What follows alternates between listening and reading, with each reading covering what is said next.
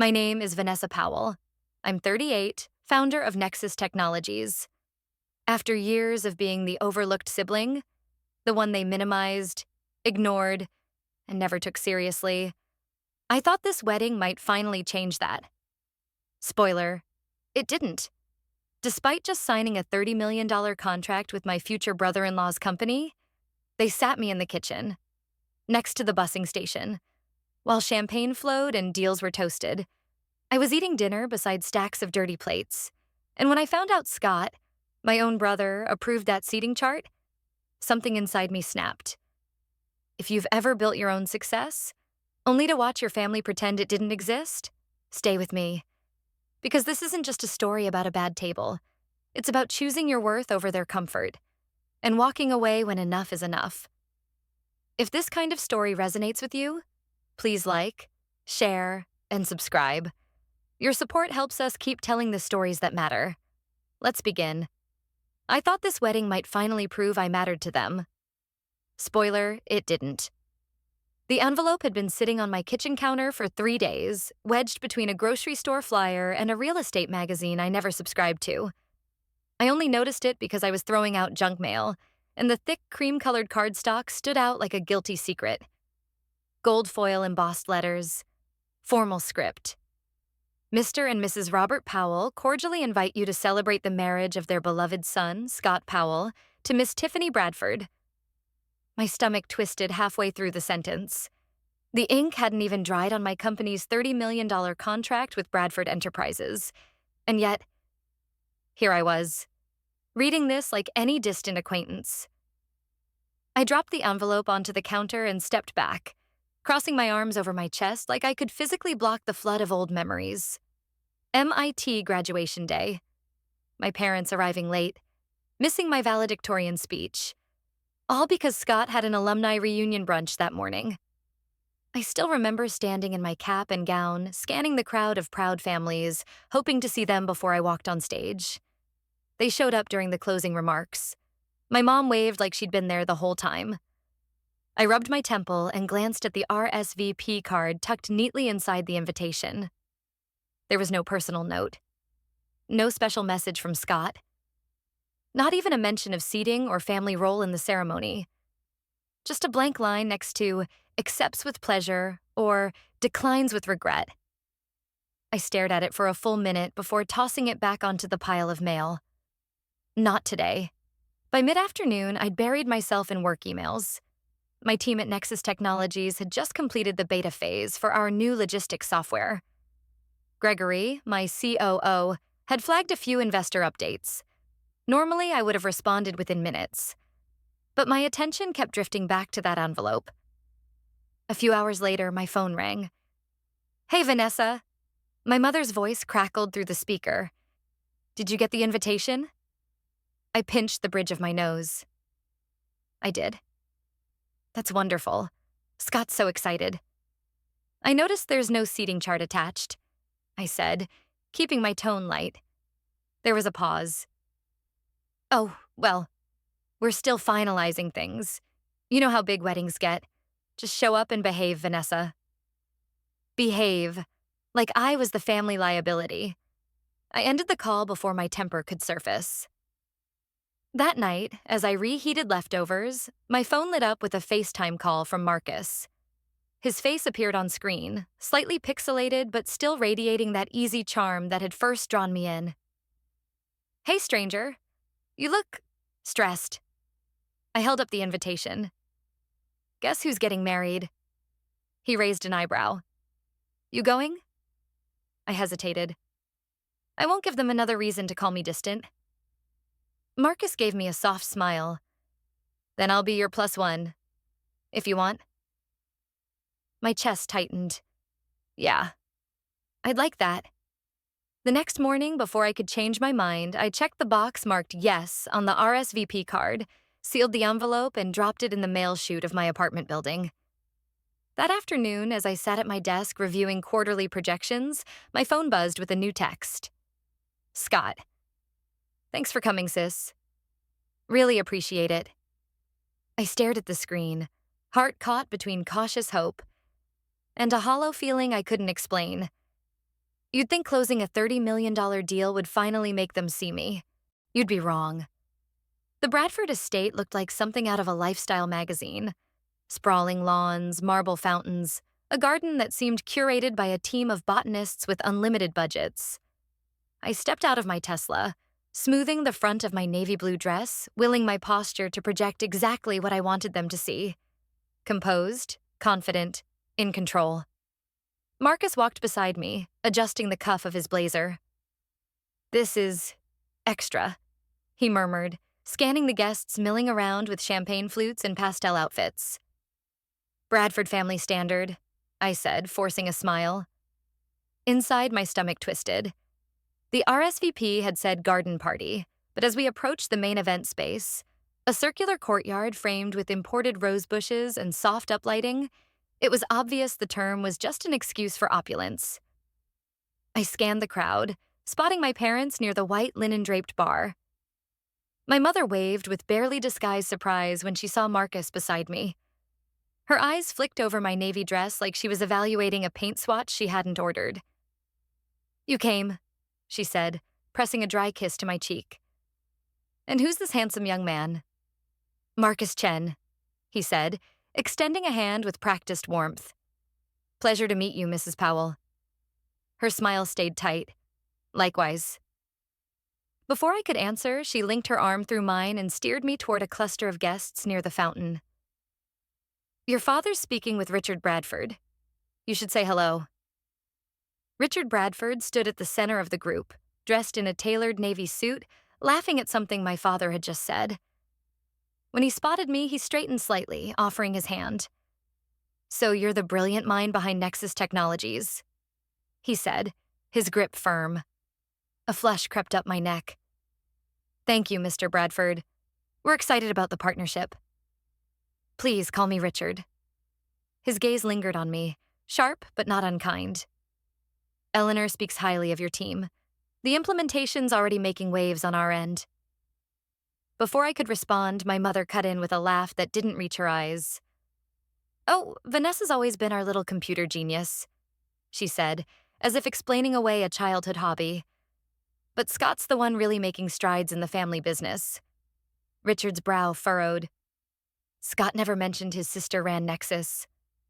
I turned slightly, catching my brother at the edge of the circle, chatting with some young executives from Powell Construction. He glanced our way, caught Richard's questioning look, and ambled over with the casual indifference that had always been his trademark. "Didn't seem relevant," Scott said with a shrug, offering me a quick, one-armed hug. "She keeps busy with her tech stuff." "Tech stuff," I repeated under my breath. Richard raised an eyebrow but said nothing further. Then Tiffany appeared, sweeping across the lawn like she owned every inch of it.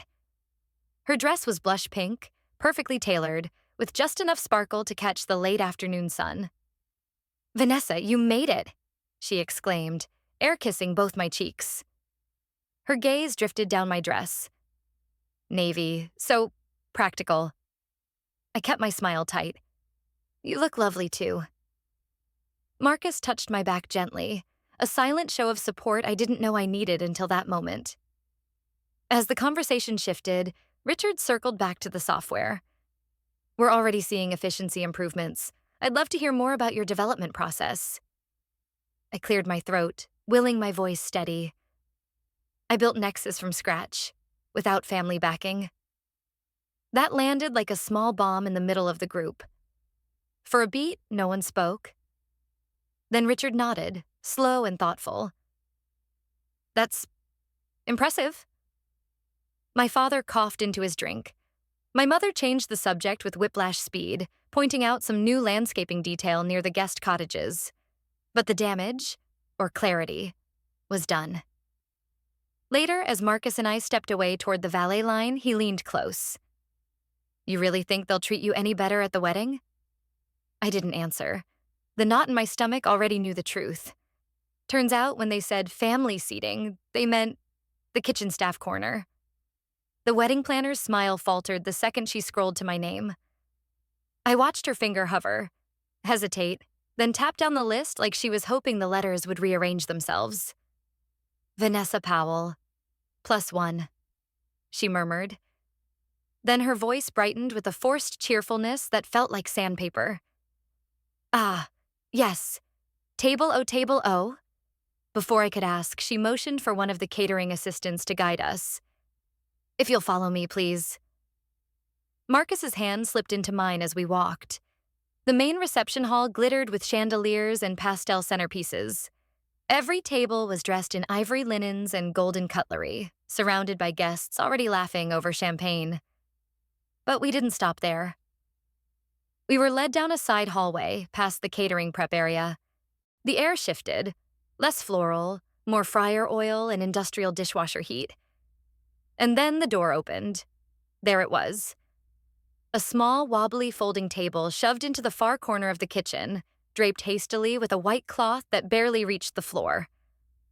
Two metal chairs sat awkwardly beside it, next to a stack of empty bus tubs. I blinked. You're kidding. The catering manager, an older woman with sympathetic eyes, couldn't meet mine.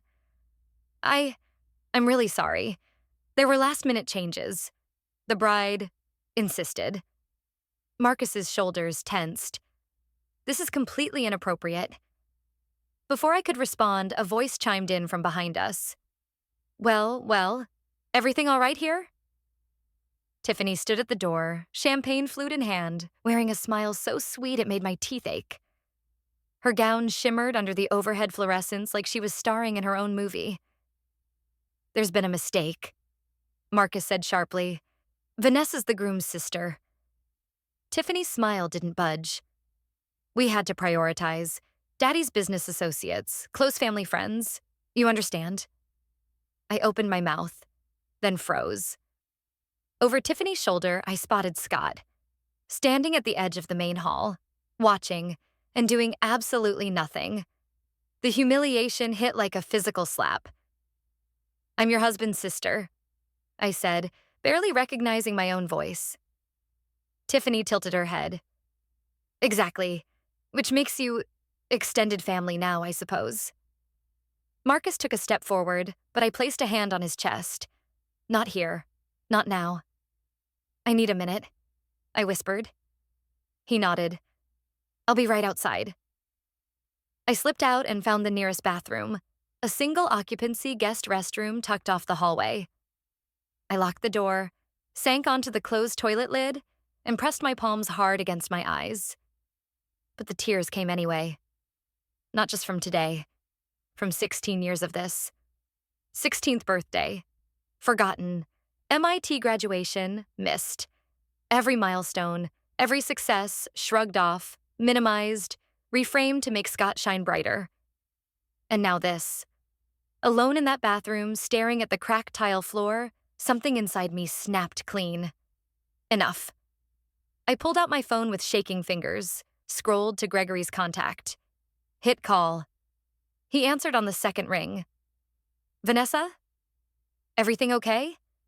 I thought you had the day off for your brother's wedding. I stared at my reflection in the tarnished mirror.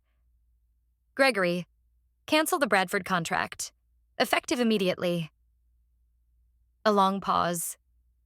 Are you sure? Completely. I ended the call before he could say another word. I smoothed my dress, fixed my makeup, and walked toward the kitchen with a steadiness that felt foreign but necessary. If they wanted a spectacle, they're about to get one. Some people throw fits at weddings. I terminate contracts. I stepped out of the bathroom and walked back down the hallway, every footstep deliberate, measured. My heart didn't race. My hands didn't shake. That part of me, the one that craved their approval, their attention, their love, felt like it had burned out in that cramped bathroom stall. What was left was something sharper. The reception tent buzzed with soft jazz and the low hum of conversation. Waitstaff floated between tables with trays of champagne, oblivious to the small war building in my chest. I caught sight of the head table. Richard Bradford at the center, flanked by Tiffany in her designer gown, and Scott in his rented tux. Around them, a mix of business executives and family friends, laughing like they had all the time in the world. I didn't hesitate. I crossed the room, weaving between tables, ignoring the curious glances and half-hearted greetings from distant relatives I hadn't seen in years. Richard noticed me first. His eyes narrowed, confusion flickering across his face. He straightened in his chair, one hand still resting on a crystal wine glass. Scott's gaze landed on me next, his expression shifting from bored to wide-eyed. And then Tiffany. Her smile froze mid-laugh, the color draining from her cheeks as if she already knew what was coming. I stopped 2 steps from the head table, pulled out my phone, dialed. "Gregory, it's Vanessa," I said, my voice steady, loud enough to carry. "Effective immediately. Terminate the Bradford contract." Gasps rippled from the nearby tables like a dropped stone in still water. Richard half rose from his seat, hands flat on the tablecloth. "Vanessa," he said, voice low but urgent. "Let's not do this here." I turned to face him, meeting his stare head-on. "Oh, we're definitely doing this here." Scott scrambled to stand, knocking over his champagne flute in the process. "Vanessa, come on, let's talk later, okay? This isn't the time." I shifted my gaze to him, letting years of swallowed pain sharpen every syllable. "You've had years to talk, Scott. You chose silence." The room stilled. Somewhere near the dessert table, a spoon clattered to the floor. From the far end of the tent, I caught the movement of 2 men rising from their seats. Thomas Harrington from Coastal Development and Gerald Winters from Apex Investments. They approached slowly, exchanging glances as they made their way toward me. "Miss Powell," Thomas said softly, his eyes flicking between me and Richard. "If you have a moment about Nexus?"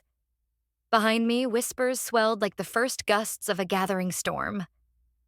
Tiffany opened her mouth, but whatever rehearsed insult she had cued died on her tongue. I didn't give anyone else the satisfaction of another word. I turned, phone still in hand, and walked out of that tent without looking back.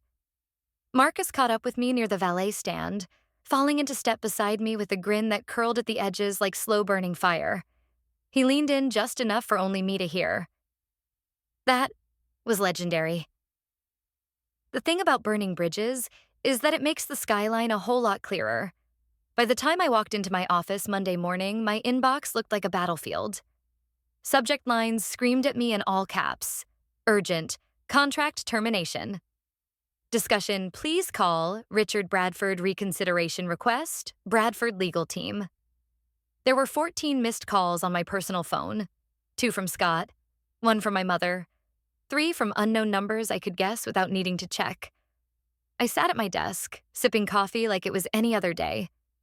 Gregory appeared at my doorframe, a file in one hand and his phone in the other. "You weren't kidding," he said, scrolling. "They're lighting up every contact method short of smoke signals." I swiveled my chair to face him fully. "Good, let them sweat." His mouth twitched at the corner. "I've drafted the formal termination letter for legal. Want me to send it now?" I nodded. "Do it." Before he could leave, my phone buzzed again. A text from Scott. "You've destroyed my career." I stared at the words for longer than I should have. Marcus walked in, holding 2 cups of coffee like a peace offering. He caught my expression and glanced at my phone screen. Without missing a beat, he handed me a cup. "Or saved your dignity. Too bad you didn't realize it." I let out a dry laugh and tossed the phone onto my desk like it weighed nothing. By mid-morning, the calls started shifting. Thomas Harrington from Coastal Development left a voicemail. "Vanessa, after seeing how you handle business integrity, we're very interested in exploring a partnership." An hour later, Gerald Winters from Apex Investments emailed, requesting a meeting. Momentum was shifting. At 11:32 a.m., Eleanor Wright's name lit up my phone. I answered on the first ring. "Eleanor." Her voice was lower than usual, almost conspiratorial. "They're scrambling. Richard's called an emergency board meeting for 7 a.m. tomorrow. The operations team is freaking out. Legal's panicking." I leaned back in my chair. "And you?" A pause. Then, with a surprising hint of warmth. "Between us, I don't blame you one bit." For the first time since the wedding, I allowed myself a real smile. When the office quieted after lunch, I took a moment to scroll through the rest of my inbox. Buried between vendor updates and internal project reports was an unfamiliar address. Diana.powell@design@gmail.com. Subject, proud of you. I clicked it open. Vanessa, I heard what happened. Finally, someone in this family broke the cycle. You stood your ground. You have no idea how long I've waited for that to happen. Proud of you. Aunt Diana. My chest tightened. Not with sadness, but something closer to resolve. Before I could process the weight of that message, my phone buzzed again. Another text from Scott. Lunch. Just you and me. Tomorrow, please. I stared at the screen, rereading the words. For the first time in a very long time. He sounded like the one reaching out for air. ChatGPT Janoi. Turns out, walking away from people who don't respect you is the real inheritance. The small corner restaurant in Boston smelled like garlic and olive oil, with low-hanging pendant lights casting amber glows over dark wood tables. I arrived 10 minutes early, mostly to give myself the choice. Stay or leave. Scott was already there, sitting at a booth near the window, staring down at a water glass he hadn't touched. When he looked up and saw me, something in his face cracked. Not the performative guilt I'd seen before. Something raw, less rehearsed. I slid into the seat across from him. So, I said, folding my hands on the table. You wanted to talk. He nodded, rubbing the back of his neck like it physically hurt. I don't know where to start. Try honesty, for once. A bitter laugh escaped him. Fair. He took a slow breath. I was jealous. I didn't move. Always have been, he continued. Since high school, you were the smart one, the driven one. And no matter what I did, football, jobs, titles, it never felt like enough next to you. I stared at him, absorbing every word, letting it sink deep but not letting it drown me. Then why? I started. Because it was easier to tear you down than admit I was never going to catch up, he said, voice low. Tiffany, she just amplified it. I blinked slowly. That's not my burden anymore. Scott flinched like the words physically landed. He fiddled with a sugar packet, tearing it open but never pouring it into his drink. Is there any way to fix this? I let the silence stretch, long enough for him to sit with the discomfort. Maybe, I finally said. But it starts with you fixing yourself first. I'm done carrying the weight of your insecurities. His shoulders sagged. I deserve that. I stood, grabbing my coat from the back of the chair. You deserve a chance to do better. What you do with it, that's on you. Just as I stepped outside, Marcus pulled up, rolling down the passenger window with a smile that felt like sunlight breaking through fog. Let's go, he said. You've got better places to be. I climbed in, exhaling a breath I hadn't realized I was holding. That night, back in my apartment, I checked my phone before bed. A new message. From Aunt Diana. Subject, next steps. Dinner next week, just us girls. My treat. You've earned it. I smiled, setting the phone on my nightstand. As I pulled back the curtains and looked out over the city, lights blinking in the June night, a single thought settled like bedrock. Maybe the best seat at the table is the one I built for myself. And for the first time in years, I wasn't dreading the next family dinner. The echoes of betrayal still lingered, but this time, they were overpowered by something stronger. Self-respect reclaimed and boundaries redrawn. What began as humiliation at a wedding table had turned into a defining act of self-worth and professional courage. Like a fault line shifting after years of silent pressure, the truth had broken through, exposing every lie and forcing long overdue accountability. Because when injustice meets unwavering resolve, even the most gilded tables can be overturned.